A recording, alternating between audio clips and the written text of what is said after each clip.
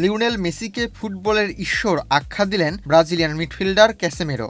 শুধু মেসির সঙ্গে খেলাই নয়, আর্জেন্টাইন তারকাকে আরও শিরোপা জেতাতে সহায়তা করতে ইন্টার মায়ামিতে যোগ দেওয়ার অন্যতম কারণ বলেও জানিয়েছেন তিনি। গত সপ্তাহে ফ্রি এজেন্ট হিসেবে মায়ামির সঙ্গে চুক্তি করেন ক্যাসেমিরো। 2027 সালের পর্যন্ত চুক্তি হয়েছে 34 বছর বয়সী এই মিডফিল্ডারের। Gold's Gym across 30+ countries. With over 700+ locations worldwide. Train anywhere, belong everywhere. চুক্তির মেয়াদ 2029 সাল পর্যন্ত বাড়ানোর সুযোগ রয়েছে।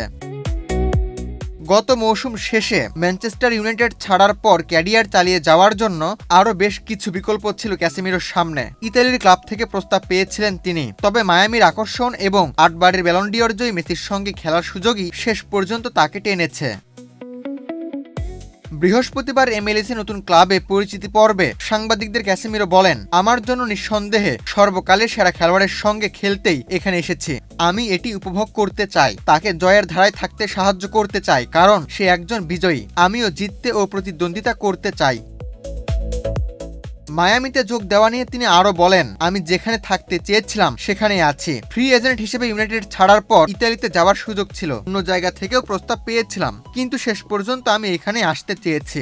আমি মেসির সঙ্গে খেলাটা উপভোগ করতে চাই, তাকে জিততে সাহায্য করতে চাই এবং তাকে আরও বড় করে তুলতে চাই। তিনি ফুটবলের ঈশ্বর, অন্তত ঈশ্বরদের একজন বলাই যায়। আমি তাকে সাহায্য করতে চাই।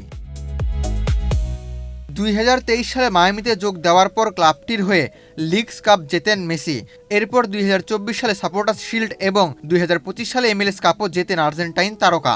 এবার মায়ামিতে তার সতীর্থ হয়েছেন এমন একজন যিনি দীর্ঘ সময় তার চিরপ্রতিদ্বন্দ্বী ছিলেন। শনিবার রাতে কানাডায় সিএফ মন্ট্রিয়ালের বিপক্ষে মায়ামির 1-0 গোলের জয় অভিষেক হয়েছে ক্যাসেমিরোর। বিশ্বকাপের পর এমএলএসে ফিরেই টানা 2টি ম্যাচ জিতেছে বর্তমান চ্যাম্পিয়ন মায়ামি। তবে এখনও মাঠে নামেননি মেসি।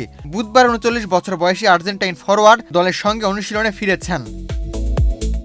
আবু তালহা, বাংলাদেশ প্রতিদিন।